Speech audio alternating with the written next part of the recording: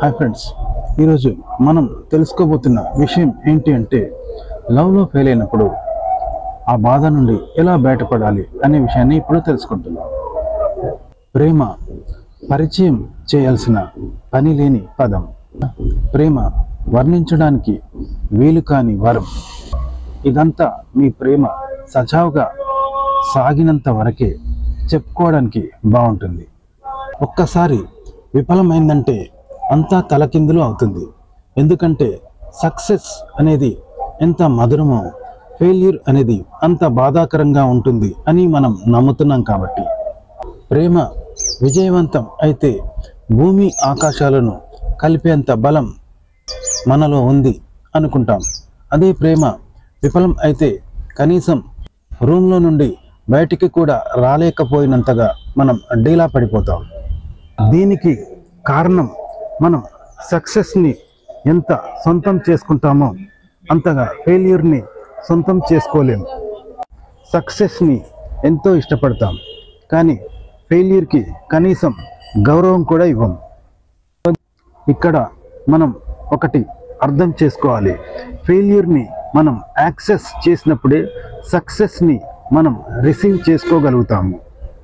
ఫెయిల్యూర్ని access చేసి అది నేర్పే గుణపాఠానికి నువ్వు గౌరవం ఇచ్చినప్పుడే నువ్వు సక్సెస్ని రిసీవ్ చేసుకోగలవు. ఫెయిల్యూర్ ఏదైనా సరే ఒకేలా ఉంటుంది, కానీ లవ్లో ఫెయిల్ అయినప్పుడు అందులో మనసు ఇన్వాల్వ్ అవుతుంది. ఫెయిల్యూర్ వలన గతంలో కలిగిన కొన్ని జ్ఞాపకాలు, అలాగే భవిష్యత్తు గురించి కన్నా కొన్ని కలలు, అన్నిటికీ మించి మన జీవితంలో ఒక పర్సన్ ఉండడు అనే విషయం మనల్ని అమితంగా బాధకు గురి చేస్తుంది. ఈ ప్రేమలో ఓడిపోయిన బాధను అధిగమించాలంటే మీరు మీ ప్రేమ కథ ముగిసింది అని అంగీకరించండి. అంతేకాని ఎదుటి వ్యక్తి అసూయ పడేలా ప్రవర్తించాలని అనుకోవడం కానీ, లేదా మిమ్మల్ని మీరు మార్చుకోవాలని అనుకోవడం కానీ చేయడం వల్ల మీరు మీ సెల్ఫ్ రెస్పెక్ట్ని కోల్పోతారు. ముందుగా మీరు పొరపాటు చేశాను అని అర్థం చేసుకోండి. ఒక మనిషిని అంచనా వేయలేక, మిమ్మల్ని మీరు అర్థం చేసుకోలేక మీరు పొరపాటు చేశారు. అందుకే మీ పొరపాటును మీరు అర్థం చేసుకొని దాన్ని సరిదిద్దుకోవడానికి ప్రయత్నించినట్లయితే మిమ్మల్ని మీరు క్షమించుకున్నట్లు అవుతుంది.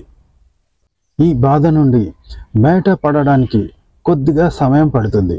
అంతేకాని ఎవరో మ్యాజికల్ పర్సన్ వచ్చి మీ బాధను తగ్గించేలా చేస్తారని, మీ జీవితాన్ని అద్భుతంగా మారుస్తారని అనుకోవడం కనుక మీరు చేస్తే మీరు పొరపాటు పడినట్టే. సినిమాలను వదిలేసి వాస్తవంలోకి రండి. మీరున్న అన్ని సమస్యలను బయటపడేసే వ్యక్తి మీరే. వాళ్ళని క్షమించండి, లేకపోతే మీరే మనశ్శాంతిని కోల్పోతారు. మీకు వాళ్ళ మీద ఉన్న కోపం అగ్ని అనుకుందాం.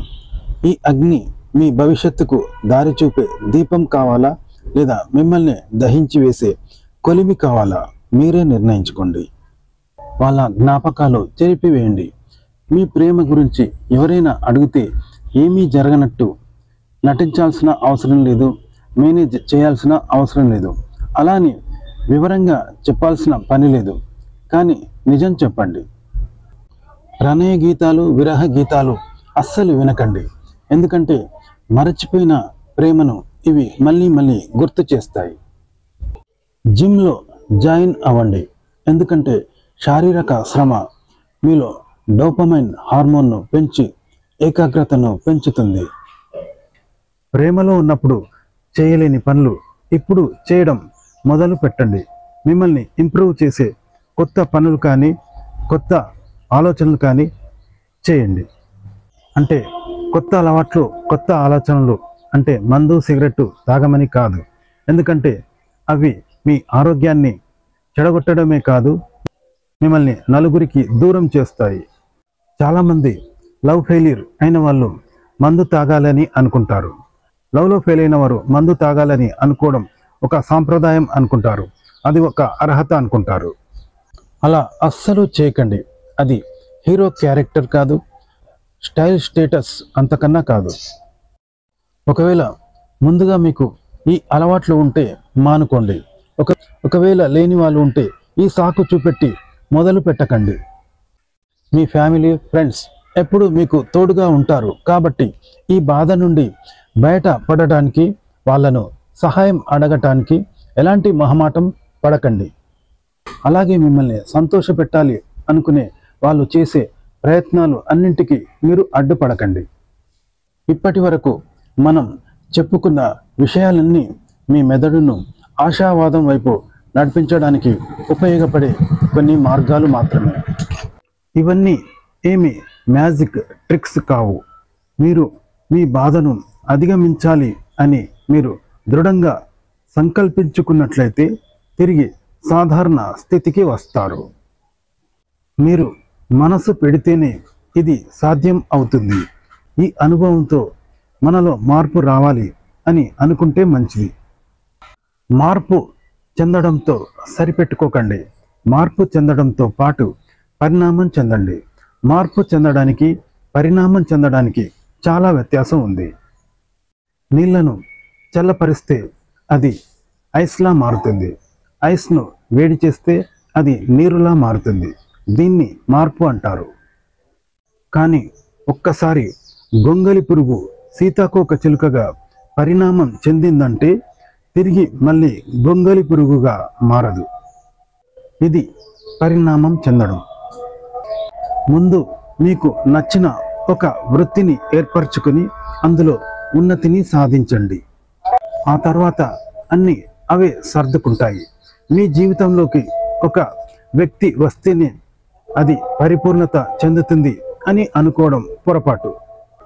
మీ జీవితంలోకి ఇంకొక వ్యక్తి కనుక వస్తే అతని వల్ల మాత్రమే మీరు అనుభూతి చెందగలరు. కాబట్టి మీ జీవితంలో మీరు ఎప్పుడు పరిపూర్ణత చెందగలరు అంటే మీ నిజమైన స్వభావాన్ని మీరు పొందినప్పుడు. అలాగే మీరు మీ జీవిత లక్ష్యాన్ని కనుక్కొని దాని మీద పూర్తి పట్టు సాధించినప్పుడు మాత్రమే మీరు పరిపూర్ణత పొందగలరు. ఇప్పుడు మీరు జీవితంలో పూర్తిగా పరిపూర్ణత చెందుతారు. ఎందుకంటే మీరు ప్రేమలో పడక ముందుకు సింగిల్గానే ఉన్నారు, ఇప్పుడు సింగిల్గానే ఉంటున్నారు. కానీ అప్పటికీ ఇప్పటికీ మీలో చాలా వ్యత్యాసాలు గమనించగలరు. ముఖ్యంగా మీ ఆలోచన విధానంలో, అలాగే మనుషుల్ని అంచనా వేయడంలో, అలాగే మీ మెచ్యూరిటీ లెవెల్స్లో చాలా తేడాను గమనిస్తారు.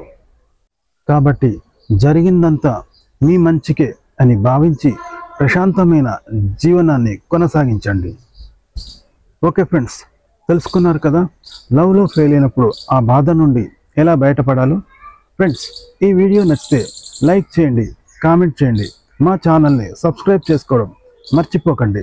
సెలవు, నమస్కారం.